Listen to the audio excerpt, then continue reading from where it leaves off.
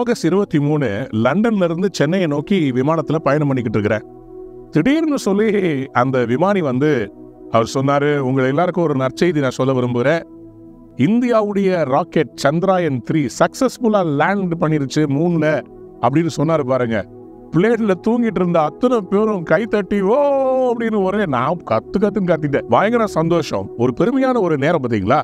India வந்து சக்சஸ்ஃபுல்லா அந்த மூன்ல லேண்ட் பண்ண 4 தேசத்துல இந்தியா ஒரு தேசம். இவ்வளவு சந்தோஷமான காரியம்.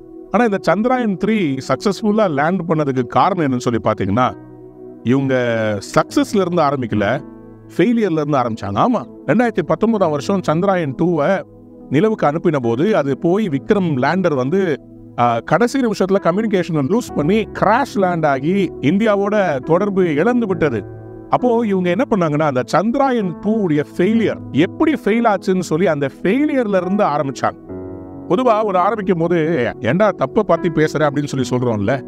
இந்த விஞ்ஞானிகள் இஸ்ரோல என்ன பண்ணாங்கன்னா, எங்க தப்பு நடந்துச்சோ அங்க இருந்து ஆரம்பிச்சாங்க. ஃபர்ஸ்ட்ல இருந்து பண்ணல. தப்பு எங்க நடந்துச்சு, ஏன் அந்த விக்ரம் லேண்டர் அப்படி ஆச்சு. சில நேரத்தில் நம்ம நினைக்கிறோம் எல்லாமே ரைட்டா பண்ணணும்னு நினைக்கிறோம். தாமஸ் ஆல்வா எடிசன் சொன்னாரா, நான் 1000th டைம் நான் வெற்றியை பெற்றேன். நிறைய நேரத்தில் நம்ம நினைக்கிறோம் நம்ம ஜெயிக்கணும், ஃபர்ஸ்ட் அட்டம்ப்ட்லயே ஜெயிக்கணும்னு.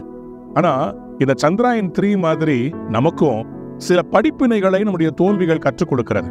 அதை புரிந்து கொண்டு நம்ம செயல்பட்டோம்னா கண்டிப்பா ஜெயிப்போங்க. நம்முடைய தோல்விகள்லாம் வெற்றிக்கான படிக்கட்டு. ஒரு நடிகர் ஒரு ஃபிளாப் கொடுக்கிறாருன்னா உடனே அவர் தற்கொலை பண்ணி சாகிறது இல்லைங்க.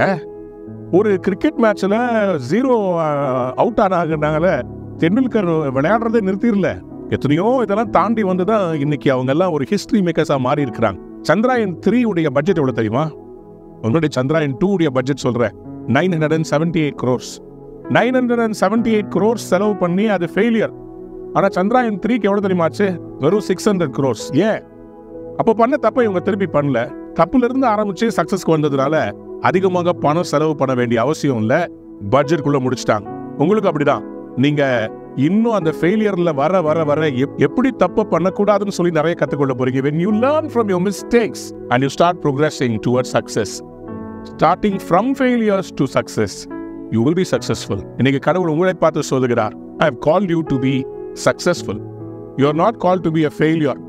Your failures are going to be the starting point of your success. So today wipe your tears, get up, எழும்புங்க.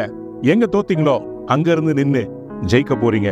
பிலிப்பியர் 3:13, Philippians 3:13. சகோதரரே, ஒன்று செய்கிறேன், பின்னானவைகளை மறந்து முன்னானவைகளை நாடி தேவன் அழைத்த பரம அழைப்பின் பந்தய பொருளாம் லக்கை நோக்கி தொடர்கிறேன்.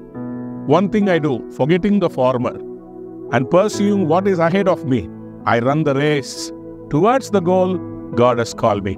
Run towards your goal. Start from your failures and make it a success. Today, you're going to be successful. God bless you. Have a wonderful day. Amen.